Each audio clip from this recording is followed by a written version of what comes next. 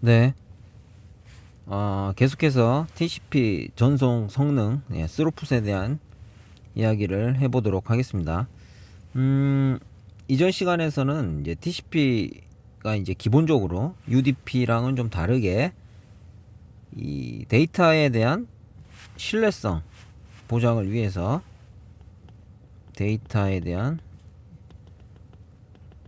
신뢰성 보장을 UDP와는 다르게 TCP는 가능하다. 어떻게 한다라고 했죠? 가장 큰 특징이 보낸 데이터에 대한 에크, 어떤 받았다는 정보를 수신한다 라고 말을 했죠. 정상적으로 잘 받았다. 그 내용은 실제로는 다음에는 어떤 넘버부터 내가 받으면 된다 라는 내용이죠. 좀 더 들어가 보면 이제 그러다 보니 TCP 자체가 어떤 응용을 가지고 데이터를 전달을 하는데 이제 네트워크 영역이 있고요. 실질적으로는 이 클라이언트하고 서버하고 이 서버상에 올라가 있는 응용 프로그램들을 클라이언트가 역시 응용 프로그램을 이용해서 데이터를 주고받는 걸 응용을 사용한다라고 하는 거죠. 근데 이 데이터를 주고받을 때 TCP 같은 경우는 먼저 커넥션을 이 데이터를 주고받기 위한 준비 과정을 지낸다라고 말씀을 드렸고요. 커넥션 오리엔티드한 특징이다 라고 말씀을 드렸고, 그래서 시간을 좀 잡아먹죠. 그 다음에 이 채널을 통해서, 이 커넥션을 통해서 데이터를 주고받는데 이 데이터의 신뢰성을 체크하는 기능으로 에크를 수신한다. 그 말은 얘가 데이터를 서버가 전달을 했을 때 이 클라이언트가 받았다는 내용의 에크 패킷을 보내줘야만 그 다음 또 데이터를 보낸다 라는 거죠. 이제 그러다 보니 UDP랑 다르게 이 네트워크상의 엔드투엔드 밴드위스, 사용할 수 있는 밴드위스가 있을 텐데, 이 밴드위스가 뭐 사용할 수 있는 밴드위스는 중간에 이 길 자체가 정해져서 통신하는 길이 정해질 거고, 이 길 상에서 사용할 수 있는 밴드위스는 사실상은 가변적이에요. 왜냐면 이 길을 얘네 둘만 쓰는 게 아니기 때문에. 그렇지만 최대 밴드위스가 보장이 되어 있더라 하도 실질적인 전송에 대한 스루풋은 이거보다 떨어질 수 있다. 뭐 때문에? 이 에크 데이터 신뢰성 기본적인 이 특징 때문에 그렇다. 그 내용이 실제 TCP가 가지고 있는 기본적인 속성이고요. 거기에 맞춰서 플로우를 컨트롤할 수 있는 플로우 컨트롤이라는 기능이 있다라고 말씀을 드렸고요. 그 다음에 컨제션이 발생을 했을 때 실질적으로 어떻게 데이터를 전송하는 거를 양을 컨트롤할 수 있는 또 어떤 메커니즘이 있다라고 말씀을 드렸어요. 그 내용에 대해서 좀 더 한번 상세하게 설명 한번 드려볼게요. 그래서 이제 제가 좀 정리를 했는데, 어플리케이션 성능에 영향을 주는 TCP의 전송 특징이다 라고 하는 게 크게 한 4가지 정도로 볼 수 있을 것 같아요. 이 어플리케이션 성능이라고 하는 게 데이터를 전달해서 주고받는 거에 따라서 응용의 응답 속도가 결정이 되기 때문에, 기본적으로 첫 번째는 스랜드 쉐이킹을 해야 되기 때문에 여기에서 레이턴시가 발생을 하죠. 새로운 TCP 커넥션을 생성하기 때문에 그 시간 동안은 데이터를 보낼 수는 없잖아요. 그 과정이 있을 거고요. 이 그림에서 보면 샌더하고 리시버가 먼저 에크라는 형태로 이니시에이션을 샌더가 내 채널 너랑 열고 싶어 보냈죠. 얘가 에크를 보내겠죠. 그리고 에크가 가야지만, 실질적으로 이 과정이 끝나야지만 데이터를 주고받을 수 있는 채널이 생긴다. 이제 그 과정 때문에 이 샌더하고 리시버가 있는 구간에 거리가 있을 거잖아요. 거리. 이 데이터가 패킷이 지나가는 데 따른 거리, 시간. 그게 지금 이 그림상에서는 이제 레이턴시가 28ms라는 뜻이에요.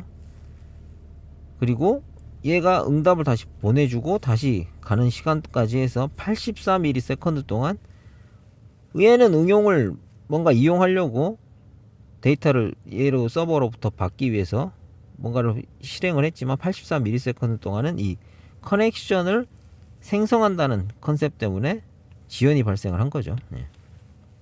그 다음 요건 어떻게 보면 플로우 컨트롤 다음 얘기인데 이 슬로우 스타트 기반이에요. 그래서 이게 무슨 뜻이냐 라는 뜻은 새로운 커넥션을 생성했을 때 전송량을 바로 최대 전송량을 보낼 수가 없어요. 그 말은 얘가 이제 샌더가 뭔가를 데이터를 주라고 요청을 했는데 리퀘스트를 근데 얘가 보낼 때 이 이제 서버 입장이 되겠죠. 서버가 보낼 때 내가 보낼 데이터가 얘가 요청한 데이터가 전체적으로 봤을 때 예를 들어 얼마라고 할까요? 64K 바이트라고 할게요. 그렇다고 하면 얘가 한 방에 64K 바이트를 다 밀어서 보낼 수가 없다는 뜻이에요. 이 뜻은 뜻 자체는 개념적으로는 어떻게 보내냐? 실질적으로는 좀 더 들어가면 클라이언트하고 서버 간에 네트워크가 있고요. TCP가 맺어지면 OSI 샘레이어 응용단에서 만들어진 데이터 여기서 이제 아까 말씀드린 거는 64바이트를 예를 들어 보내려고 하는데 실질적으로 이 네트워크상에서 TCP에 실려서 IP 패킷으로 전달이 된다라고 말씀드렸잖아요. 그 데이터의 사이즈는 얘네가 스레인드 쉐이킹을 하면서 MSS라는 걸 정의해요. 맥시멈 세그먼트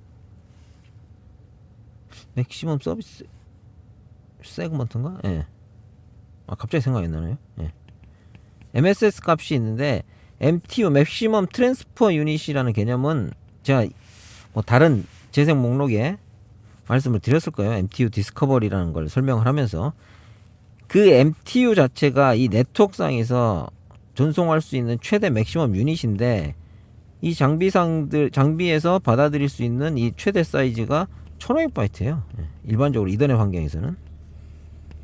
이제 그러다 보니까 MSS 값은 이 중에 이제 IP 헤더에 사이즈가 빠지고 TCP 헤더까지 해서 1460이 MSS TCP 상에서 최대 보낼 수 있는 세그먼트 사이즈라고 보시면 될 거네요. 맥시멈 세그먼트 사이즈네요. 예. 요걸로 쪼개서 이 데이터를 보내야 되는데 요거를 보낼 때 실질적으로 여러 개를 한 방에 보낼 수가 없고 슬로우 스타트라는 개념이 있다. 왜냐? 네, 이거는 이제 컨제션 뒤에 이제 TCP가 가지고 있는 컨제션 컨트롤 중에 슬로우 스타트라는 기능인데요. 이 네트워크상에서 내가 얼마를 써야 될지를 모르기 때문에 최대 전송할 수 있는 정도를 파악할 수 있는 가장 쉬운 방법은 조금씩 보내보는 거죠. 그래서 슬로우 스타터가 요거부터 설명을 드리면 이것도 이제 처음에 많이 TCP가 나온 지가 좀 오래됐다라고 말씀드렸잖아요. 네트워크 사정이 좋아지고 최대 보낼 수 있는 사이즈들이 이제 예전보다는 이 뭐 전송망이라든지 네트워크망의 어떤 안정성이나 밴드위스가 많이 높아졌기 때문에 옛날에는 하나씩 보내고 익스포넨셜하게 2개, 4개 이렇게 보냈어요. 그런데 지금은 보통 세팅을 이 CWND라는 개념인데 어떻게 보면 그게 포함된 개념인데요. 여기 그림상에서는 지금 10개 보내게 되죠. 10개. 그리고 이것도 똑같이 익스포넨셜하게 그로스를 해요.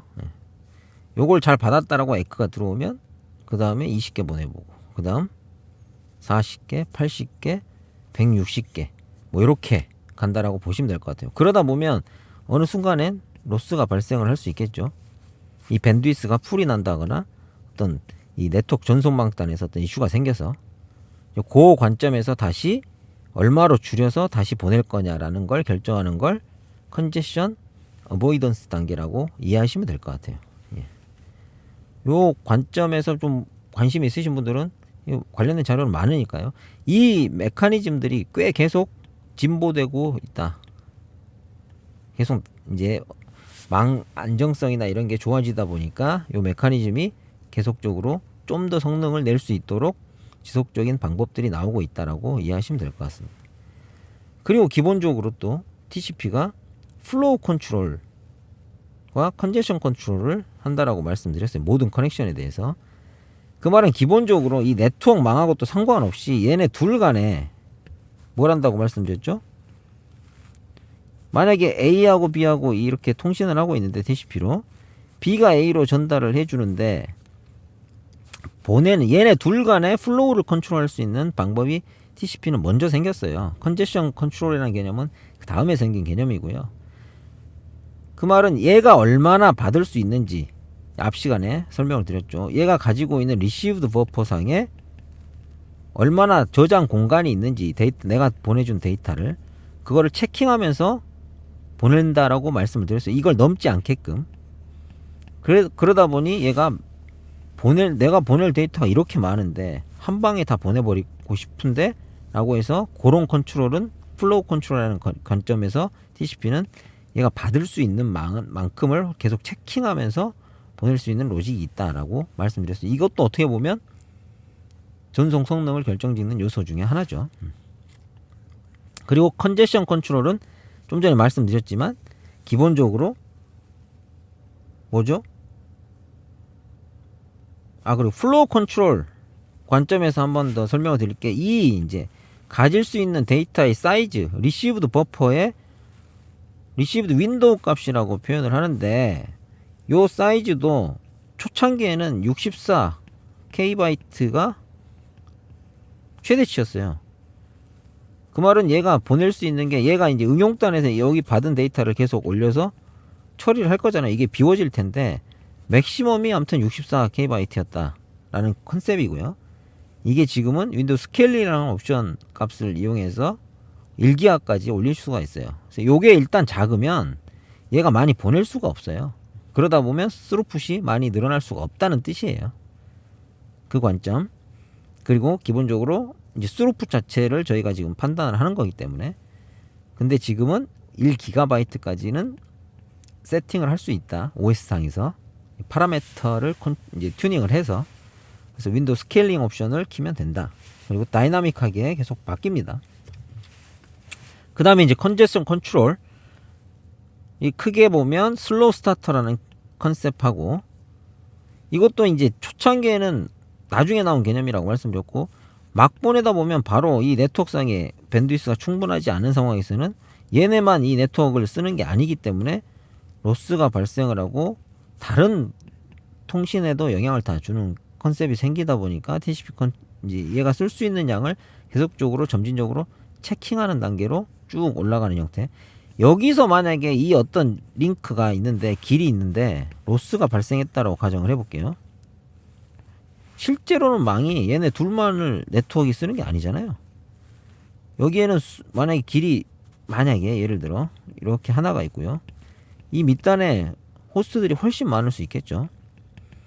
그러면 이 어떻게 보면 이 링크 자체를 다수의 호스트들이 쉐어해서 쓰게 되는데 네트워크상에서는 전체가 이 컨제션 컨트롤이라는 개념 없이 슬로우 스타트라는 개념 없이 내가 보낼 수 있는 TCP 커넥션에 다 맺고 나서 왕창 보내버린다라고 하면 이 밴드위스 자체에 풀이 나다 보니까 여기 연결해서 사용하고 있는 이 길을 이용하고 있는 모든 호스트들 간의 통신은 다 문제가 생기겠죠. 그러다 보면 이게 이제 전체적인 네트워크 이 어떻게 보면 전송 스루풋에 영향을 미치게 되는 형태가 발생을 해요. 그런 걸 이제 글로벌 싱크로나이제이션이라고 하는데 로스가 임계치가 여기가 풀이 나다 보면 전체가 다 떨어져서 전송량이 다 밑으로 떨어지는 형태. 그래서 다시 윈도우 사이즈를 낮춰서 보내놔야 되는 형태가 발생을 할 수밖에 없죠. 그러다 보니 이 장비들은 이제 QoS라는 네트워크 장비들이 어떤 기능들을 통해서 뭐 풀이 나기 전에 이미 뭐 컨제션 어보이던스를 이 TCP도 갖고 있지만 네트워크 장비도 QoS 옵션에 따라서 가지고 있는 케이스들이 있어요. 그래서 뭐 RED, 랜덤얼리 디텍션, 웨이티드 랜덤얼리 디텍션. 그래서 미리 어떤 데이터들을 버려버려서 전체의 나머지 호스트들아 모든 통신상에서 전체한테 영향을 미치는 걸 최소화시키자라는 그런 기능들도 있어요. 이거는 나중에 제가 QoS 할 때 설명 한번 드릴게요. 또 말이 샜는데요. 일단 얘네 둘이 TCP를 통해서 둘 간에 통신을 할 때 컨제션 컨트롤 로직으로는 기본적으로 TCP가 가지고 있는 게 슬로우 스타트라는 기능하고 한 번에 많은 데이터를 갑자기 보낼 수 없다라는 거, 점진적으로 늘려가면서 보낸다라는 컨셉하고, 그 다음에 뭐 패스트 리트랜스미션이라는 개념이라든지 컨제션 어보이던스, 얘가 이제 로스가 발생을 해서 에크가 들어왔는데 내가 받은 에크가 이제 내가 뭔가를 보냈는데 이게 아닌 거예요. 못 받았다는 에크라는 형태로 들어오게 되면 재전송을 해야 되잖아요. 재전송 메커니즘이라든지 그때 재전송 할 때 이 윈도우 사이즈를 얼마로 해서 몇 개씩 보낼 거냐라는 부분들 당연히 떨어뜨려요. 이제 그런 부분들을 어떻게 할 건지가 다 알고리즘에 따라서 있다라고 이해하시면 될 것 같아요. 예, 거기까지 말씀드렸고요. 또 예, 거기 이제 컨제션 윈도우라는 개념이 거기에 들어가는 로직이라고 보시면 될 것 같아요. 다 설명드렸네요. 예. 이제 그렇게 해서 말씀을 드렸고요. 요걸 이제 그림 가지고 한번 또 왼쪽 그림 가지고 설명을 드리면, 얘가 데이터를 전달을 하는데 기본적으로 아까 말씀드렸으면 커넥션 오리엔티드라는 특성 때문에 스랜드 쉐이킹 하면서 지연이 발생을 하는 컨셉이 있고요. 그 다음에 얘가 이제 리퀘스트를 프로세싱, 얘가 뭔가 요청을 보내서 데이터 요청을 보냈을 때 프로세싱 하는 시간이 또 있을 거잖아요.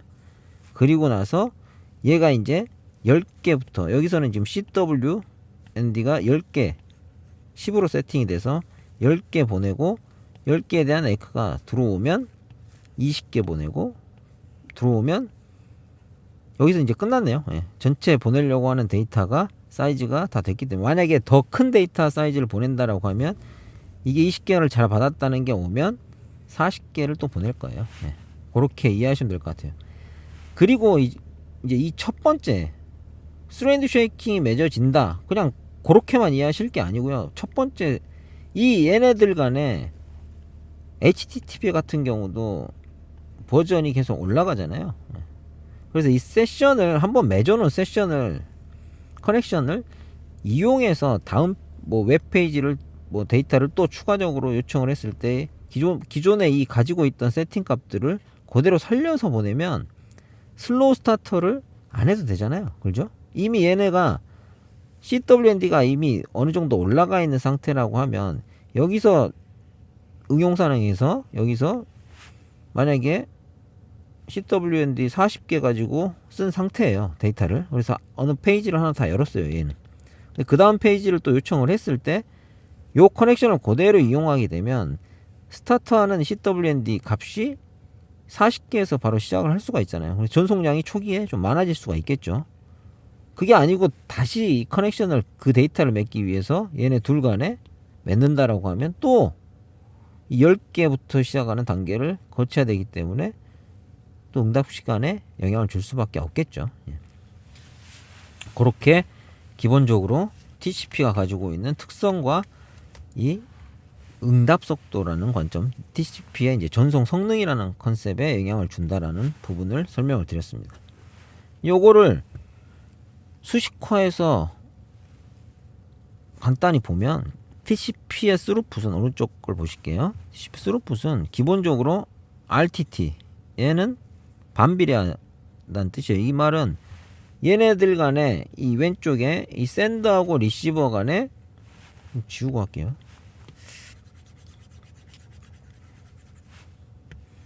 요 오른쪽에 이 표 노란색으로 하면, 이 표를 설명을 드리면, 이 샌더하고 리시버 간의 이 거리가 멀면 멀수록 스루풋은 떨어진다는 거예요. 왜냐? 아까 말씀드렸다시피 응답 속도가 더 늘어날 수밖에 없겠죠.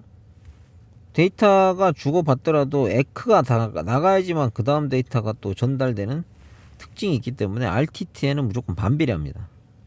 이 말은 얘네들 간의 거리가 만약에 뭐 1ms인 형태랑 10ms인 거리에서 통신을 한다라고 하면 스루풋이 10배가 더 낮을 수 있다는 뜻이에요.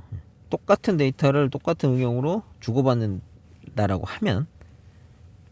그리고 리시브드 윈도우, 이 수신단의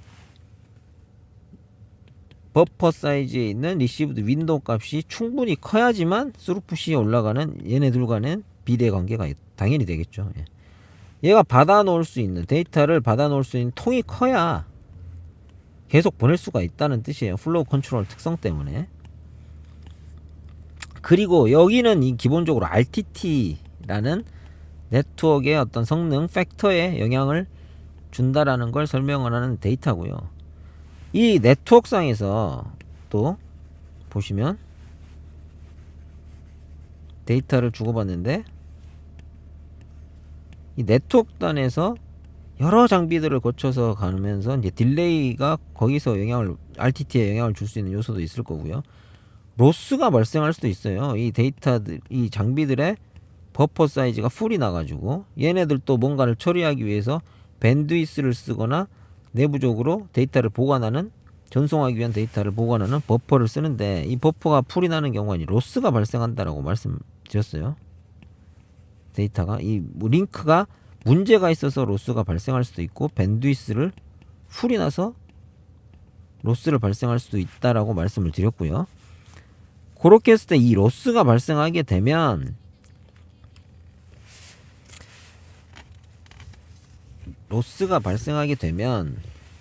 이 컨제션 컨트롤 로직 때문에 얘가 이 CWND가 보낼 수 있는 데이터의 사이즈를 팍 줄여서 보낸다라고 말씀드렸잖아요. 그러다 보니 로스가 발생을 하면 엄청나게 스루풋에 영향을 미칩니다.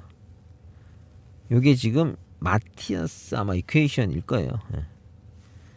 그래서 이 스루풋을 표현을 하면 RTT에는 당연히 반비례한 특성, 그리고 MSS 값에 이거는 근데 어떻게 보면 이더넷 같은 경우하고 MTU 뭐 디스커버리가 정상적으로 동작한다라고 하면 이건 고정일 거고요.